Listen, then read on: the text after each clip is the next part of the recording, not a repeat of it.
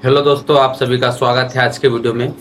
मैं आपका डॉक्टर हेमंत पाटीदार। आज हम फिर डिस्कस कर रहे हैं ब्लड शुगर या डायबिटीज के बारे में। यहाँ ब्लड शुगर डायबिटीज का पार्ट 3 रहेगा। पार्ट 1 के अंदर हमने जाना कि ब्लड शुगर क्या होती है और उससे क्या टाइप या कितने प्रकार की होती है। पार्ट 2 के अंदर हमने जाना कि इसके क्या क्या कारण होती है जिसके कारण ये ब्लड शुगर हमारी बॉडी में इन्वॉल्व होती है।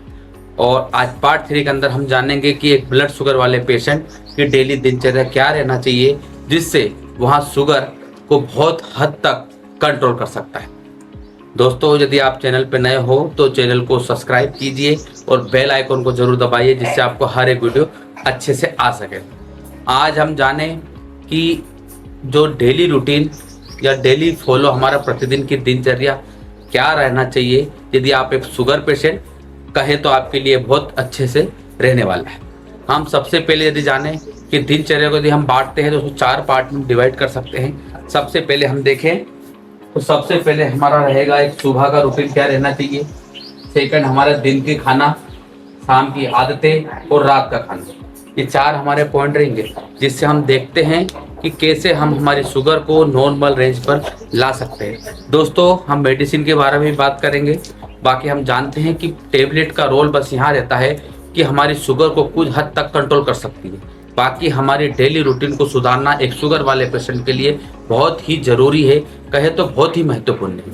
इसलिए हम बात करें एक शुगर वाले पेशेंट की डेली रूटीन, तो सबसे पहले हमारे सुबह की रूटीन, हमारे उठने का टाइम 5:30 या 7 के बीच में होना चाहिए। और यदि आप उठ रहे हो तो उठने के जस्ट एक बाद हमको 1 गिलास गुनगुना पानी लेना बहुत जरूरी है। यदि आप गुनगुने पानी में 1 से 2 बूंद नींबू का रस मिला सकते हो तो बहुत ही अच्छा रहने वाला है।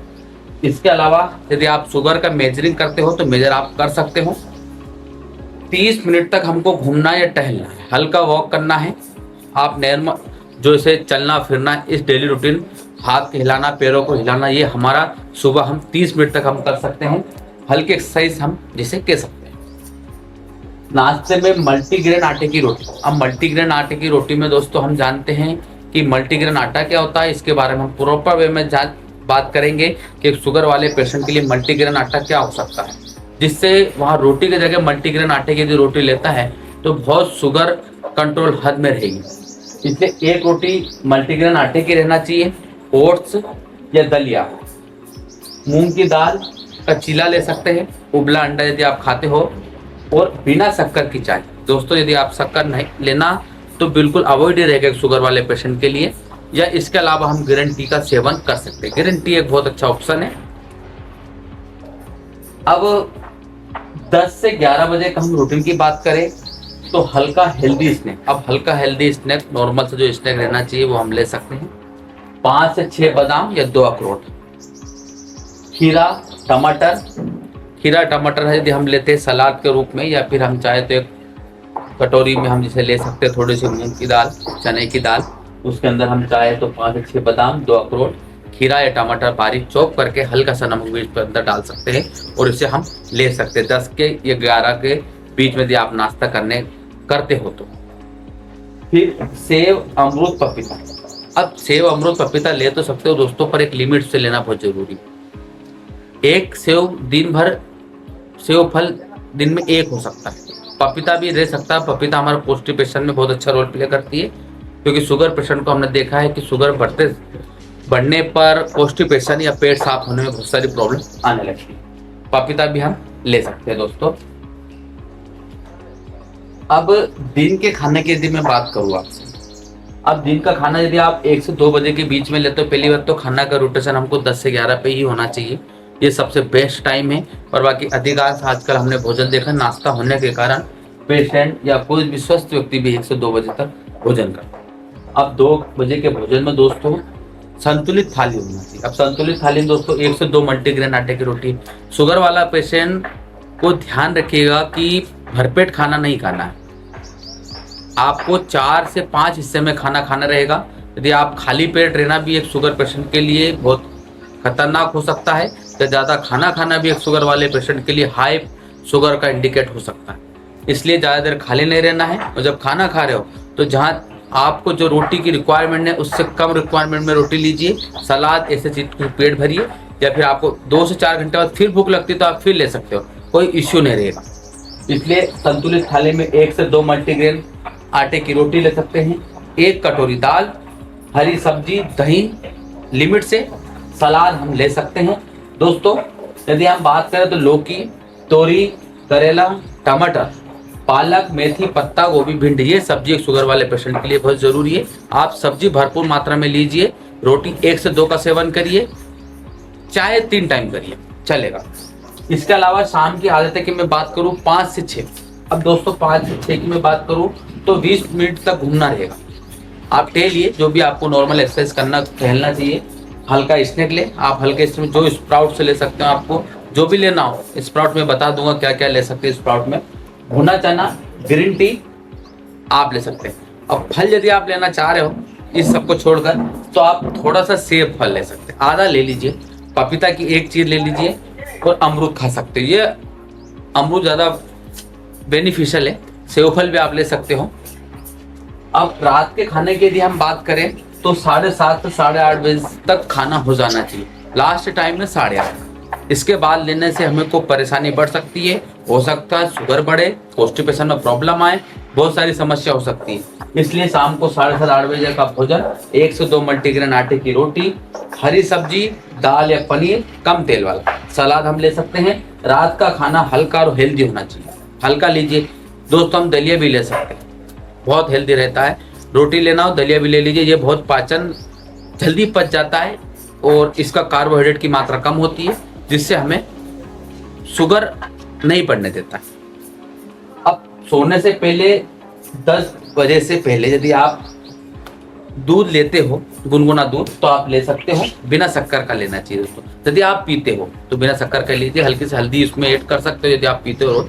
बाकी इससे आपको कॉन्स्टिपेशन में दिक्कत आ रही है तो अवॉइड कर दीजिए, क्योंकि दूध में प्रोटीन होता है। कई बार हमने देखा है कि दूध के कारण कॉन्स्टिपेशन में पेशेंट को परेशानी आती है, इसलिए दूध आप लेते हो तो ले सकते हो। अब क्या नहीं खाना चाहिए, अब शुगर वाले पेशेंट क्या क्या अवॉइड करना चाहिए। सबसे पहले हमको ज्यादा मिठाइयों का सेवन नहीं करना।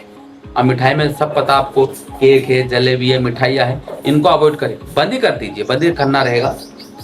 कोल्ड ड्रिंक बंद करिएगा दोस्तों, सफेद ब्रेड नहीं खाना रहेगा, ज्यादा चावल, तला हुआ, ज्यादा मिर्ची मसाला वाला खाना नहीं खा सकते हैं। फास्ट फूड, जैसे फास्ट फूड हम जिसे कहते हैं, वो नहीं खाना। जंक फूड का तो आप सेवन कर ही नहीं सकते और ज्यादा आलू का हम सेवन नहीं कर सकते। अब मैं सबसे फायदेमंद सब्जी की यदि बात करूं एक शुगर या डायबिटीज वाले पेशेंट के लिए, तो सबसे फायदेमंद हमारी सब्जी रहेगी करेला, पालक, मेथी, लौकी, टमाटर, भिंडी, पत्ता गोभी, खीरा या शिमला मिर्च। ये एक शुगर वाले पेशेंट के लिए बहुत ही बेनिफिशियल रहने वाली है, इसलिए ये हम सब्जियों का सेवन ज़्यादा करें। भोजन में जो रोटियां ले रहे हैं उससे सब्जी की मात्रा हम बढ़ाएं और रोटी में हम कम कर सकते हैं। रोटी दोस्तों मल्टीग्रेन आटे की रोटी खाएं, ये आपके लिए बहुत जरूरी है। एक स्वस्थ व्यक्ति भी यदि मल्टीग्रेन आटे की रोटी खाता है तो उसके लिए फायदा, ऐसा नहीं कि शुगर वाले पेशेंट ही ले सकता, हाई ब्लड प्रेशर वाले पेशेंट के लिए भी बहुत जरूरी है, लो वाले ब्लड प्रेशर के लिए भी जरूरी है। जो अधिकांश मरीज है या स्वस्थ व्यक्ति भी है तो मल्टीग्रेन आटे की ही रोटी खाए, ये रूटीन सभी के लिए फॉलो हो सकता है यदि आप स्वस्थ रहना चाहते हो तो। अब शुगर के स्प्राउट क्या क्या होता है दोस्तों, यदि हम कहते हैं कि स्प्राउट में क्या क्या लें, जैसे सुबह हमको भूख लगती है, हम भी जानते हैं कि शुगर में लक्षण ऐसे होते हैं जैसे दिखना कम होता, बार बार भूख लगना, कॉन्स्टिपेशन में दिक्कत आना, हाथ पैरों में झंझनी होना, चक्कर आना, आंखों से देखने में परेशानी आना, पैर जोड़ों में दर्द होना। ये अधिकांश शुगर के कॉम्प्लिकेट है, बाथरूम में हमने देखा जलन भी होने लगती है, ये शुगर के लक्षण है। अब इसमें हम स्प्राउट की मैं बात करूँ आपसे तो अंकुरित मूंग या चना आप इसे भिगो सकते हैं, रात को भिगोइए और सुबह 1 कटोरी से हम ले सकते हैं, छोटी कटोरी होना चाहिए। तो उसमें थोड़ा सा हम खीरा मिला सकते हैं, खीरा आप जैसे भी करना चाहे खीरा मिलाइए। टमाटर और प्याज इनको भी हम मिला सकते हैं, ऐड कर सकते हैं, तो बारीक से कटे चॉप करे हुआ, थोड़ा सा नींबू का रस स्वाद अनुसार, काला नमक चाहे तो स्वाद अनुसार नमक का से डालना रहेगा, चाहे तो उसमें खड़ा धनिया या हरा धनिया भी हम इसमें डाल सकते हैं। गैस बने तो उबाल कर इनको खा सकते हैं। चने आपको जैसे हमने रात को गला के रखे सुबह हम खा रहे हैं तो आप इसको उबाल भी सकते हैं। दोस्तों ये हुआ एक स्वस्थ व्यक्ति या कहे तो ब्लड शुगर वाले पेशेंट, डायबिटीज पेशेंट वाले की डेली रूटीन। यदि हम इसको फॉलो करते हैं तो हो सकता है यदि एक पेशेंट की ब्लड शुगर खाने के बाद यदि 200, 230 तक या 220 तक जाती है तो इस रूटीन से हो सकता है आपकी शुगर कंट्रोल हो जाए या हो सकता है खत्म हो जाए। लेकिन डायबिटीज या शुगर को हम नज़रअंदाज भी नहीं कर सकते। इसको एक प्रॉपर वे में डॉक्टर को दिखाना, ब्लड टेस्ट के बारे में, ब्लड टेस्ट भी जरूरी है। दोस्तों एक पार्ट के माध्यम से हम बात करेंगे ब्लड शुगर के कौन कौन से इम्पोर्टेंट टेस्ट हैं जो महत्वपूर्ण, जो हमको हर 3 महीने के अंदर या 6 महीने के अंदर करवाना जरूरी है। नेक्स्ट वीडियो के माध्यम से हम जानेंगे कि एक शुगर वाले पेशेंट कैसे अपने शुगर को कंट्रोल कर सकता है घरेलू ट्रीटमेंट के द्वारा। इसके बाद हम बात करेंगे कैसे हम मेडिसिन, कौन सी मेडिसिन कितनी शुगर पे लेना चाहिए, यह हम नेक्स्ट वीडियो के माध्यम से हम बात करेंगे। दोस्तों वीडियो पसंद आया हो तो ज़्यादा से ज़्यादा शेयर करें, लाइक करें, सब्सक्राइब करें। धन्यवाद। मैं आपसे विदा लेता हूँ, आपका डॉक्टर हेमंत पाटीदार। धन्यवाद।